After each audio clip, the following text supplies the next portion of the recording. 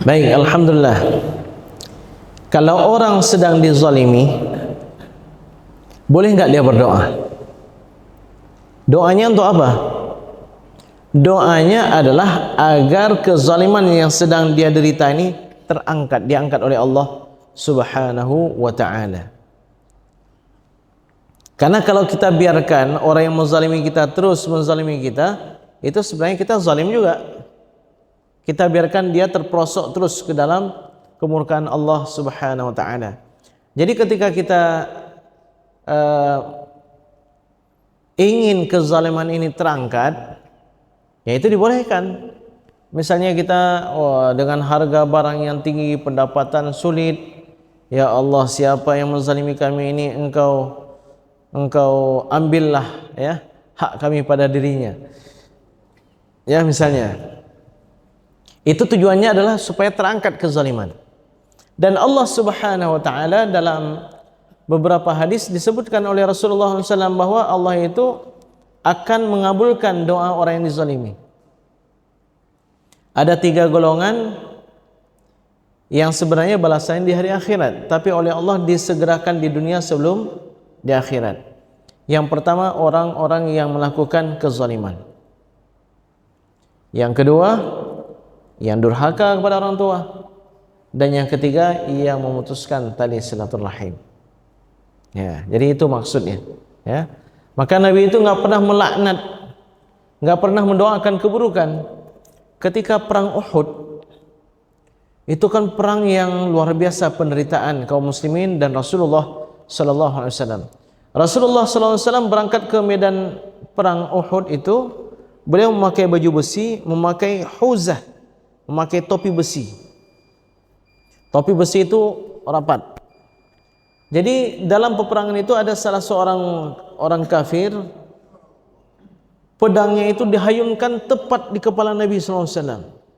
Sehingga baju besi Nabi itu yang di sini runcing itu menusuk masuk ke dalam pipi Nabi sallallahu alaihi wasallam. Para sahabat berupaya untuk melepaskan itu, dan Nabi pun merasakan bagaimana sakitnya itu. Darah yang tumpah itu ditahan oleh Nabi.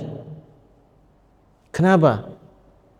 Karena tidak ada satu darah pun, setetes darah pun dari seorang Nabi yang tumpah ke muka bumi, melainkan halal bagi kaum itu untuk mendapatkan siksaan dan azab dari Allah Subhanahu wa ta'ala. Rasulullah karena sayang boleh tahan, jangan sampai darah itu tumpah ke bumi. Di waktu itu, ketika berhasil dilepas huzah ini, Nabi SAW berdoa. Para sahabat sudah siap-siap mendengarkan doa, ya Allah binasakanlah bangsa Quraisy, ya Allah hancurkanlah pasukan Abu Sufyan, hancurkanlah, binasakan dan seterusnya. Ternyata doa Rasulullah SAW waktu itu, Allahumma hdi qaumi fa innahum la ya'lamun. Ya Allah, berikanlah petunjuk bagi kaumku karena mereka enggak tahu. Ya. Jadi Nabi tidak pernah mendoakan keburukan.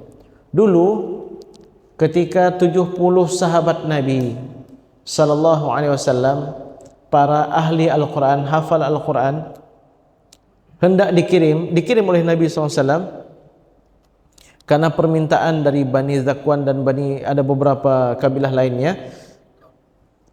Mereka mengatakan bahwa mereka ingin masuk dalam Islam, ingin mempelajari Islam. Jadi mereka minta agar Nabi mengirimkan para guru-guru. Ternyata mereka berkhianat.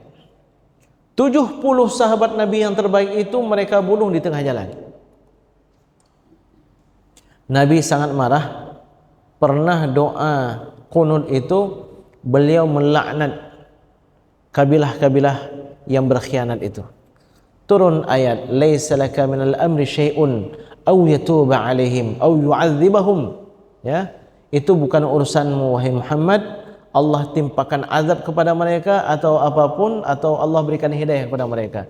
Lalu Nabi sallallahu alaihi wasallam berhenti dari mendoakan keburukan untuk mereka, dan tidak pernah dalam hidup Nabi mendoakan kebinasaan kepada umat beliau, baik yang telah memeluk Islam, ya sudah pasti itu, apalagi ya begitu juga terhadap umat yang belum memeluk Islam.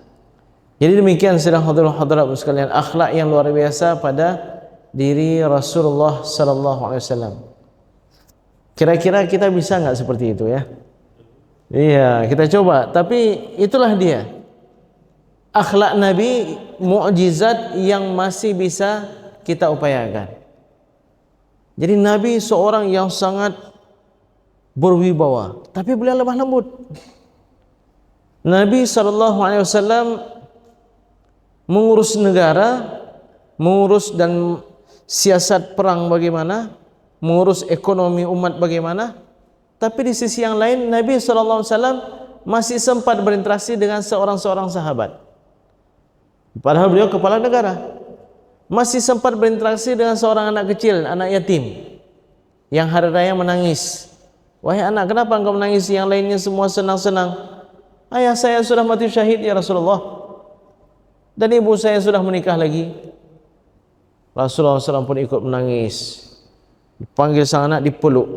Lalu dilihatlah wajah sang anak. Nabi SAW bersabda, wahai anak, mau enggak kamu Rasulullah menjadi ayahmu dan Aisyah menjadi ibu bagimu? Masya Allah.